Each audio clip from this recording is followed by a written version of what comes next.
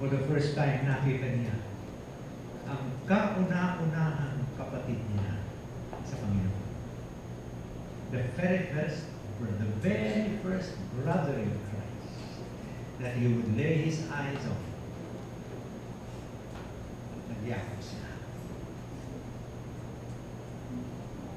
By that time, Saul of Tarsus was already a servant of Jesus Christ. Anyway, hindi tayo 100% sure exactly. Pero, patay sa kanyang testimony, ay sabi niya na tumanggap siya ng instructions from the Lord Jesus that He will be a light to the Gentiles. Kaya yun ang naging testimony niya sa mga officials ng Roman government nung humarap siya sa mga governor. Ngayon, ano ang mga implications? Number one, nung una, Saul belonged only to himself. Although he claimed that God was his God, the God of the Hebrews. Pero, he was doing it on his own way. And he was convinced, mali ang mga followers ni Jesus Christ. And he was willing to have them stoned to death. Katulad ni Stephen. Pero this time, na naging malinaw na sa kanya, I can presume, 3 days and 3 nights na nagpipray siya, he was already receiving revelation. Ina-assume na natin yun. But, it was already obvious. Now, he belonged to Christ. At yung kanyang servanthood ay servanthood of his life.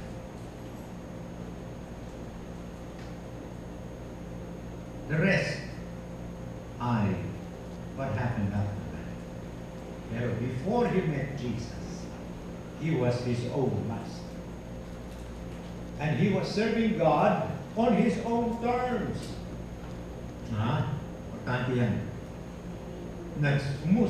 Lilingkod sa Diyos, pero siya ang magsasabi kung paano siya maglilingkod sa Diyos. Walang magsasabi sa kanya. After all, he was a brilliant guy. After all, he was a very strong guy.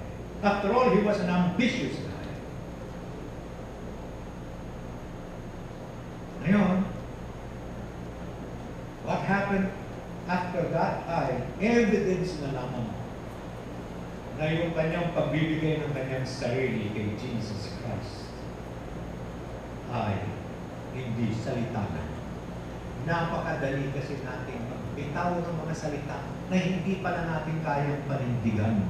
Napakadali natin magsabi ng mga bagay-bagay at pagkatapos ng ating mga actions, hindi pala mapapatunayan na totoo. Ito ang problema. Sabi nga nila, your actions speak so loud, I cannot hear what you are saying. Masyadong maingay ang iyong ginagawa. Hindi ko marinig ang iyong sinasabi. Yun, medyo pabirong ibig sabihin. Let your actions prove that your words are true. Pero kay Apostol Pablo, yung testimony na binigay niya several times, ito. Sapagkat mula nun hanggang katapusan ng kanyang buhay, for me, to live is Christ, to die is gain. Para sa akin, ang mabuhay ay si Kristo. Ang mamatay, pakinahon, walang lugi sa nagbigay ng kanyang sarili sa ating Panginoon sa Kristo. Ngayon, ano itong servanthood ni Paul? Ang sabi sa kanya, I'm going to send you out as a light to the Gentiles. I will send you out. Yan ang kanyang testimony sa akin. Yan ang ibig sabihin ng apostle. Susugo. Actually, ang servant, maraming trabaho yan. Si Joseph, you remember sa Old Testament, nung siya binenta ng kanyang mga kapatid, he was sold by his brothers to Egypt because of hatred, jealousy, and so on. When he was bought in Egypt by a rich man, Captain Potiphar, he became a slave. Hindi sinasabi ko ang trabaho niya, pero we will assume na he was pinakabaguhan, walang masyadong alam, so mag-uumpisa siya from the bottom. Baka sinisipa-sipa pa siya ng mga slaves, kinakawawa siya. But as the months rolled by and the years, dumating sa panahon na siya na ang naging mayordomo sa bahay ng kanyang amo. To the point na ipinagkatiwala ang lahat, pati ang mga negosyo ni Captain Potiphar. So you see, naging lowly slave, and then naging respected slave. At that point, hindi na siya titingnan sa slave. Pagpupunta na siya sa palengke, maganda na ang suot niya. At may dala siyang pera, at may alalay pa siya. At pagkatapos, tatawagin siya, Sir Joseph! Sir Joseph! Meron akong proposal dito para sa amo mo. Amo mo, would you like to come and talk?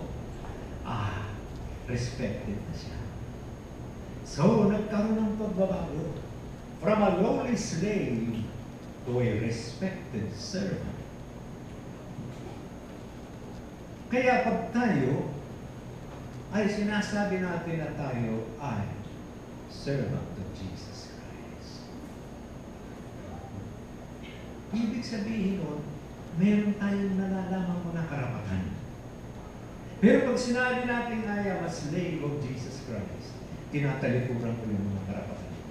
Hindi ko binibigyan importansya. Sinasabi ko, I belong to Jesus. I refuse whatever rights there are. That is a slave. But, kailangan kong paalalahanan din ang aking sarili. I am a child of God.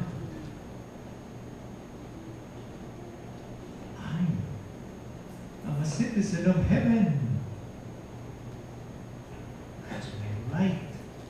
My right, which I accept with humility. Because I did not earn it. At dapat ganyan ang attitude na lahat ng tunay na Kristiyano.